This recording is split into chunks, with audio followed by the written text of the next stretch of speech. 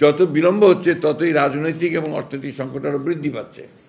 কারণ আমরা বারবার করে বলছি যে আসলে নির্বাচিত সরকারের কোনো বিকল্প নেই, এটা গণতন্ত্রে এটাই হচ্ছে সবচেয়ে ইম্পর্টেন্ট বিষয়। তো সেই ক্ষেত্রে আমরা মনে করি যে এই বছরই মাঝামাঝি সময় অর্থাৎ আপনার জুলাই আগস্ট এর মধ্যেই নির্বাচন সম্ভব।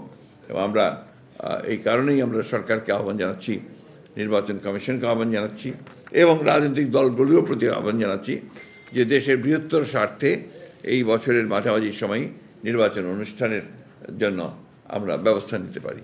সময়টা আপনার খুবই সেন্সিটিভ সময়, খুবই গুরুত্বপূর্ণ সময়। আমরা জাতি এখন একটা আপনার অত্যন্ত ক্রান্তিকালে অবস্থান করছি।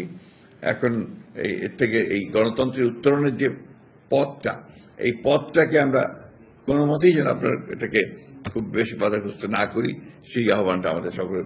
আমরা এটার সম্পর্কে আমাদের ভাবনাটা কি, আমরা কিভাবে আপনার এই মূল্য বৃদ্ধিটাকে দেখছি বা আপনার কর বৃদ্ধিটাকে দেখছি, সেটাকে আপনার ইতিবাচক দিকটা কি হতে পারে, তা আমাদের প্রস্তাব কি থাকতে পারে এই সমস্যাটা সমাধানের, সেই প্রস্তাব নিয়েও আমরা আসব। তো আমার মনে হয় যে আপনার বোধহয় এই মাসেই বোধহয় আপনার নির্বাচন সংস্কার সংক্রান্ত যে কমিটি, সেটার বোধহয় রিপোর্ট এসে যাবে, হ্যাঁ কালকেই দেবে।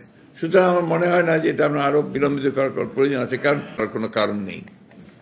আমরা মনে করি যে এখন যেহেতু আপনার নির্বাচন কমিশন গঠন হয়ে গেছে এবং আপনার মোটামুটি একটা স্টেবিলিটি এসছে আপনার গভর্নেন্সের মধ্যে, গভর্নমেন্টের মধ্যে, সেই ক্ষেত্রে এই নির্বাচন অনুষ্ঠানের জন্য